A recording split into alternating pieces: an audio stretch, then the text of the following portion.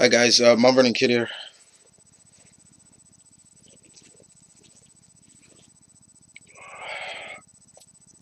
Guys, I apologize for the late reviews.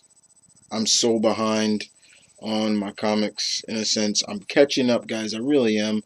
I apologize. Things just came up, work, um, this, that, everything, and I apologize for that.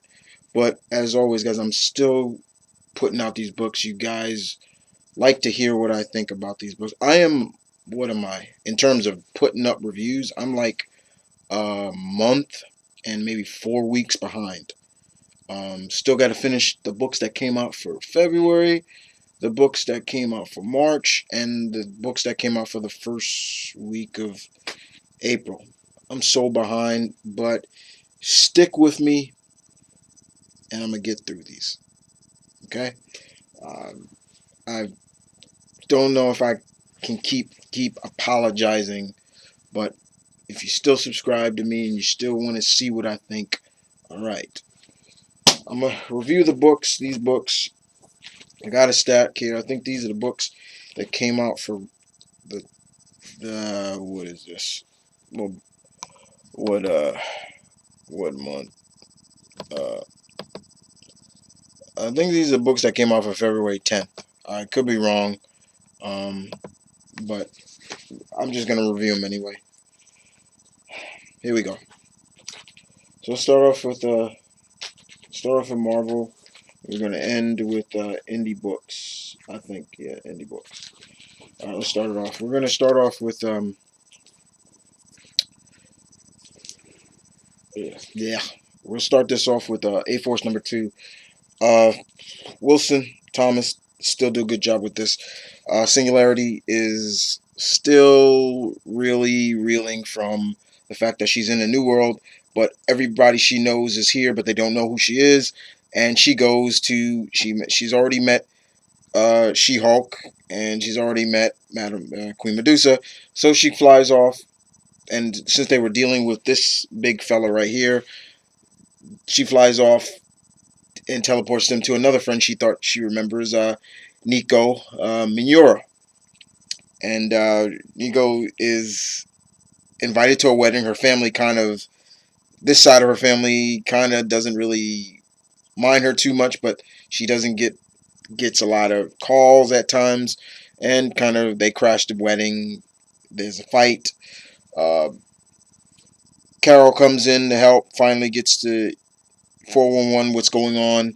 Um, And Nico does some stuff in here that's really cool. I thought it was really great, showcasing how good she is. But they realize that the opposition will come back, and they go off to find another person in Dazzler, and she's in a roller derby. She's doing roller derby, and pretty much it ends with a cliffhanger of Dazzler getting into the action. Good stuff. All right, I'm gonna run through these real quick. I'm gonna try to run through these real quick as possible. Uh, Amazing Spider-Man number 720. Was it 24 5? Not 7. Amazing Spider-Man slot. Artwork was good. It pains me sometimes to see Cloak and Dagger. I like the fact that Cloak and Dagger are still, their powers are still. Cloak has the light powers. Dagger has the dark. I still like that they kept that canon from Spider Island. But Peter tries to save his friends. He's a friends he knows. He's known them for a long time, and he's going to try to get them from Mr. Negative. And the fact that Mr. Negative is used in this is great. But he was one of my favorites of the Brand New Day villains. But in this, they just really he's just like a washed out character in my opinion. Um, Peter, saves the day sort of. He's able to help his friends, and yeah. Captain Marvel #2, Fanzika Butters. Uh, Carol and her team of Alpha Flight are investigating the ship, the ghost ship that was in the first issue, and they find out that the ghost ship is not as uninhabited as you think. It felt like a very much a aliens vibe to this. Um, the diplomats that Carol has kind of locked up for their safety are questioning Carol, and Abigail Brand has to cover for her and things like that. But it doesn't end well for Carol at the end, and it makes you wonder and hope to see where it goes from there. But this was good. Doctor Strange what was this, number 5. Aaron's Chris Bacchio's artwork. I can take it in this, but Aaron's, oh my god, this has been great. In one word, I can describe this, and I know this book has been out for over a month now, but one word to describe this: phenomenal.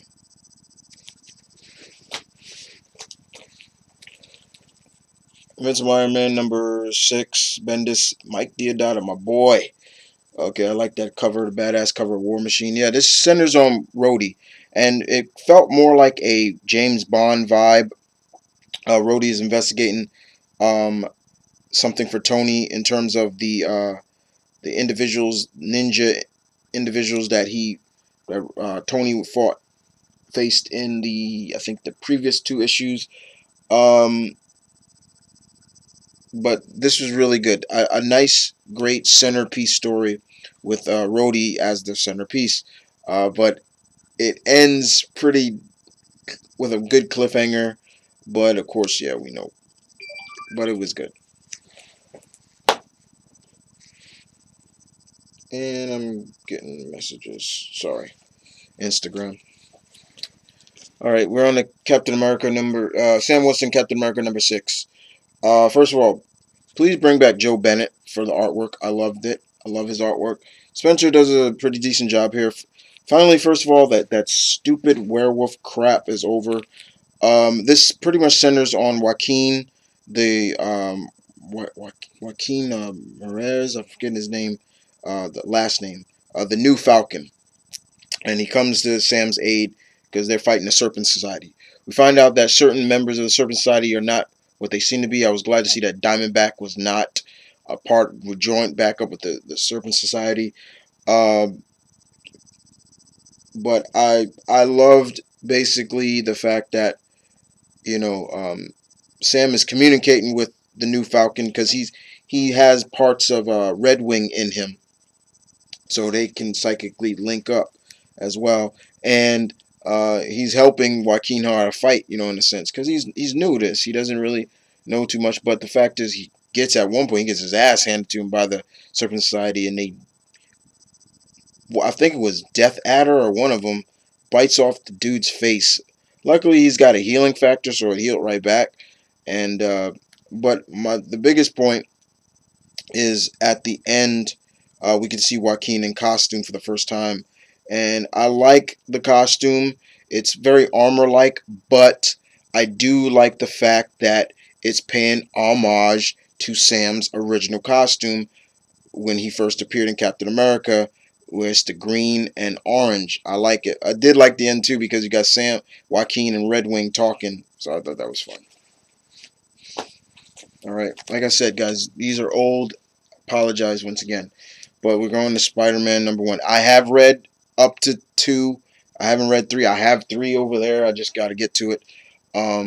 Spider-Man. First of all, I got the hip hop cover, the Nas cover. I love this cover. I love Nas, so I was like, yeah, let me get that.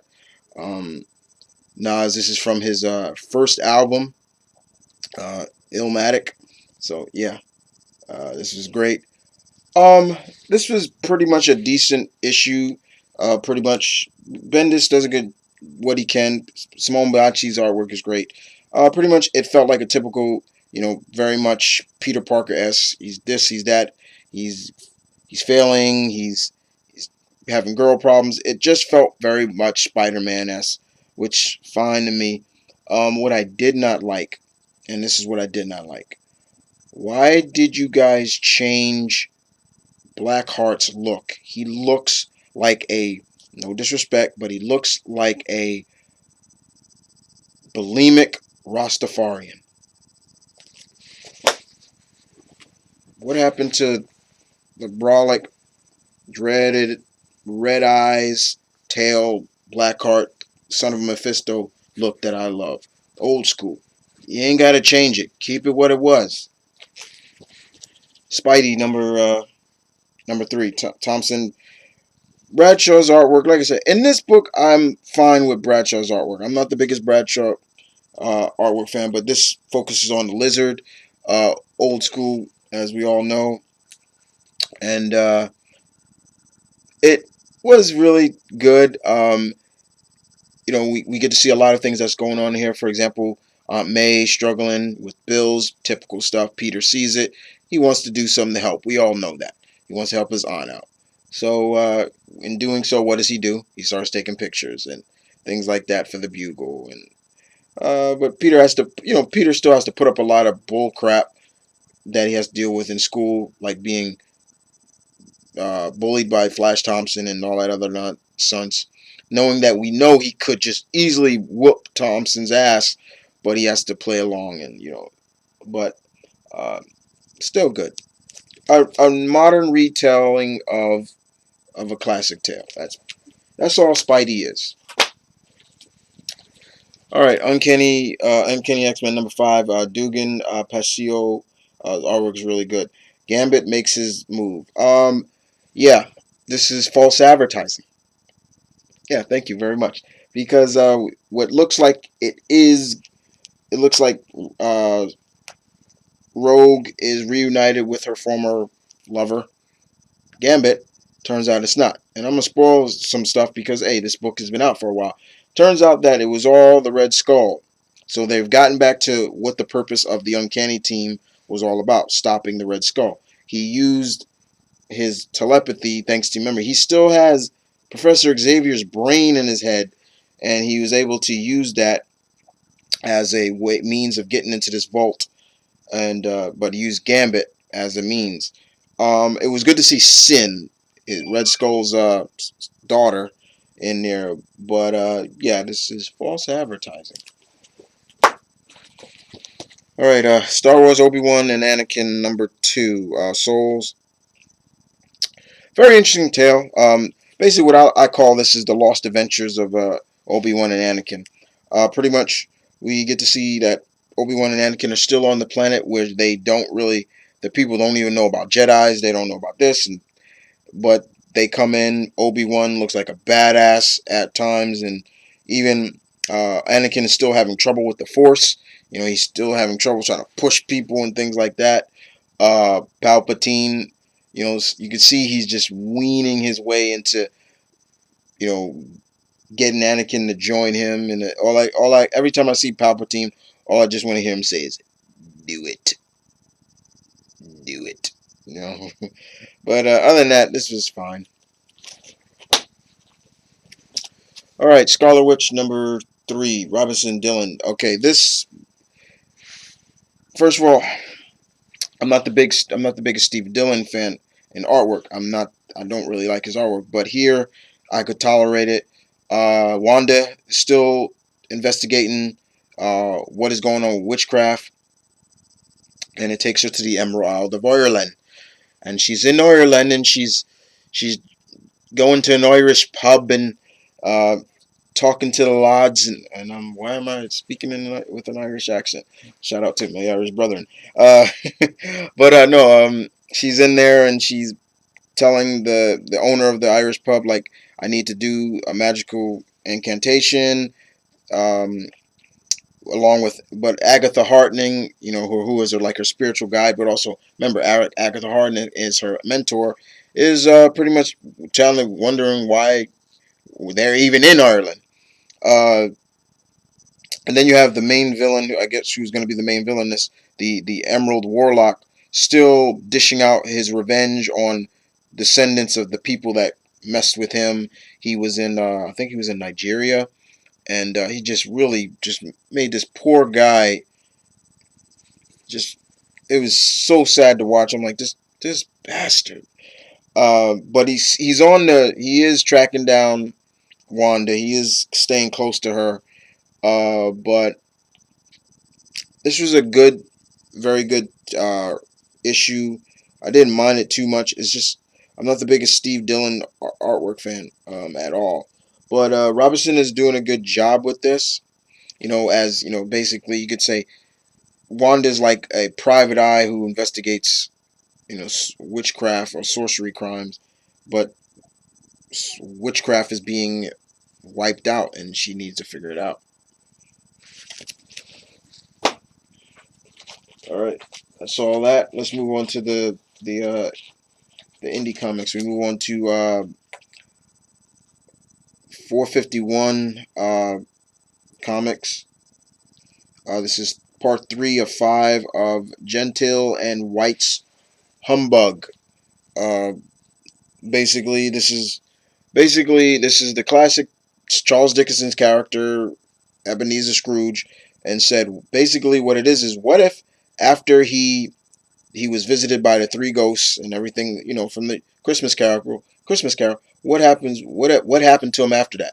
Well, he became a paranormal investigator, the first, and him, Cratchit, and his nephew are investigating, and right now they're on the case of these ghosts who call themselves the Weeping Children, and it gets really intense. And we find out that their weeping children ghosts are not what they seem to be. They're more than what they're. They're just in disguise, but they're a lot bigger than you think they are. And one of the biggest things is the fact that they are German, and uh, Ebenezer's nephew's wife speaks German, so she can communicate with them, and they just keep saying, "Hunger, feed me, feed us, hunger," in German. Uh, but other than that, not bad. I read the other issues, but moving on.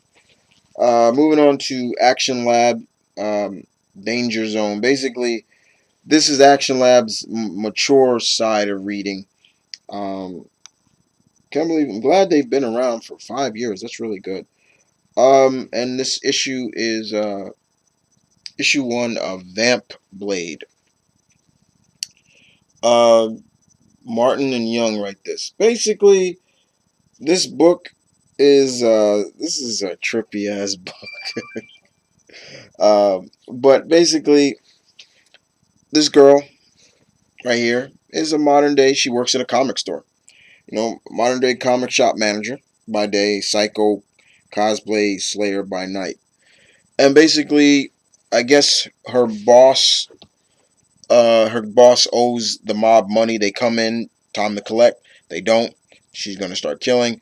Um, Unfortunately, she ducks and takes her customers in the back, and she grabs for these blades that you see here, which she thinks are just props, and she of a character she used to read when she was a kid, and she picks it up, and they turn her into this character right here, and she just goes on a killing spree and takes out all these villains. But then she starts to see that there's more than meets the eye. Her eyes have been opened to the supernatural world, and these cosmic-like vampires come and attack her, and it gets crazy from there. But yeah, you can see them right here. These things around her is just crazy. Oh boy, I've been enjoying this series. Velvet number 13. Brubaker, Ebden, just do a good job with this spy stuff. This just really good gritty espionage, and Tempest is still on the the case. She's come face to face with the enemy, and she's still trying to figure out, does she trust the people that she used to work for, or are they playing her? And there's still some things in here that I'm just like, this suit that she wears, it's a flying suit, seems to do more than just have her fly. I mean, she gets shot in the back, and she's like, oh, and then she's like, oh, the suit took the brunt of the bullet, but I still can't breathe. And I'm just like, how powerful is this suit that she wears? Because in like 7 issues ago, she was flying the suit. She crashes through a window, and she's just like, ugh, the suit took the brunt of it. And I'm just like, okay, this is weird at times, but it just proves how badass Tempest is. She may be older, but she's still a badass, and it's been really good. All right, move on to Aspen Comics, and we move on to number 5 of Tom Hutchison, Legend of Oz: The Wicked West. Basically, it's a tale of basically the Wizard of Oz if Oz was like a Western style, and Dorothy, the Scarecrow, the Lion, and the Tin Man make it to the Emerald City, and but we get to see that there's more than meets the eye of the Tin Man, and that was interesting. But we also get to see that they come face to face with Oz, the Great Oz, and he tells them, what do you want? Blah, blah, blah. And Dorothy says, look, I just want to go home. And you do something for me, I'll do something for you. The usual stick. And basically, of course, she has to kill the Wicked Witch of the West. The Wicked Witch of the West in here looks fucking scary. And I'm like, man, that was in a classic if that was in a classic movie, I'd probably scream or piss in my pants if I saw how she looked in this. She looks fierce and dangerous. It looks like, yeah, a little water ain't gonna do shit to her. But still not bad indeed. And it ends right there. The next issue, the final issue, we get to see the battle between that. And the backup story um, was good too. But I like this Dorothy. She's a badass. She's another bad. She will get in your ass. It's not that she's crazy. It's just she's prepared. All right, last book for this stack. Robin Hood, number 19. Pat Shant. Sir, this was good. Into Glory. Yeah, damn right. Uh, Robin and her team of friends take the fight to the Cabal, and there's some casualties. Uh, Marion something happens to Marion in this. Uh, but it's pretty much this was really really intense, especially between. I love the dialogue between Marion and Marion. As she's speaking to us, and but the fight between the Cabal and the team was just intense, and not bad at all. Not bad at all. All right, guys. So that's it for this week.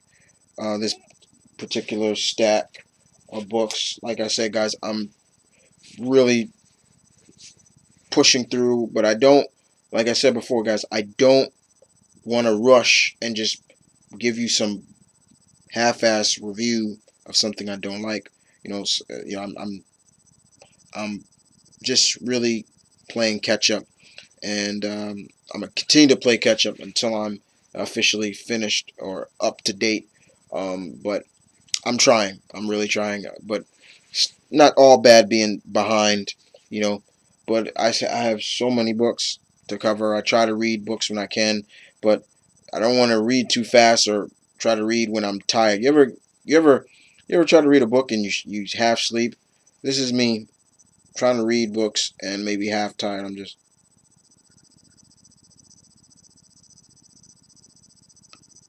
yeah, that happened. Yeah. Okay, I'm done.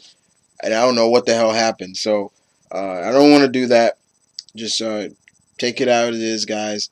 I'm gonna get caught up as fast as I can. Um, and other than that, you guys take care. I'll see you guys next time. Bye, guys.